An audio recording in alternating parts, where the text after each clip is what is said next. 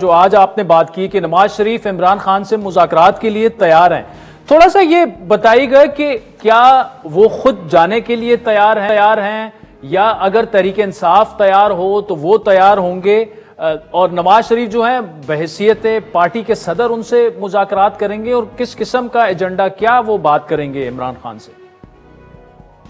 نہیں دیکھیں، میں نے جو بات کی تھی یا جو میرا موقف ہے اس بارے میں یا میری پارٹی کا جو موقف ہے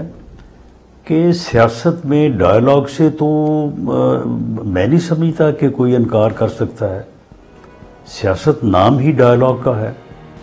اور پارلیمانی جمہوری سسٹم میں کس طرح سے کوئی پولیٹیکل لیڈر یا پولیٹیکل پارٹی جو ہے وہ ڈائیلاگ سے جو ہے وہ انکار کر سکتی ہے۔ یہ جو پاکستان کا پچھلے 10 سال سے 2014 کے دھرنوں سے لے کے آج جو ہے وہ اپریل 2024 تک سانے یہ ہے کہ پاکستان کی سیاست میں ایک ایسی سیاسی جماعت اور ایک ایسا سیاسی لیڈر داخل ہو چکا ہے جو گفتگو پہ بلیو ہی نہیں کرتا، جو ڈائیلاگ پہ بلیو نہیں کرتا، جو ہٹ دھرم ہے، جو دوسروں کو جو ہے وہ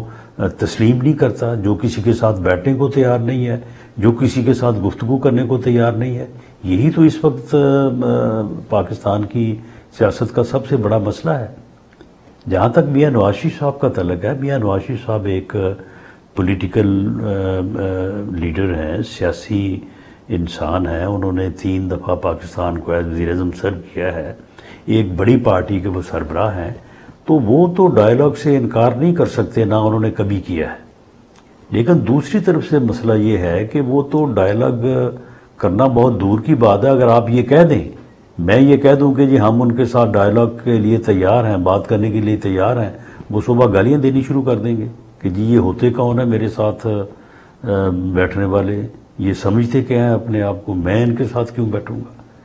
تو یہ تو ان کا رویہ ہے۔ اس رویے کی وجہ سے تو ہمارے جو پولیٹیکل ایشوز ہیں وہ ان ریزالوڈ ہیں، اور ہم سیاسی عدم استحکام کا شکار ہیں۔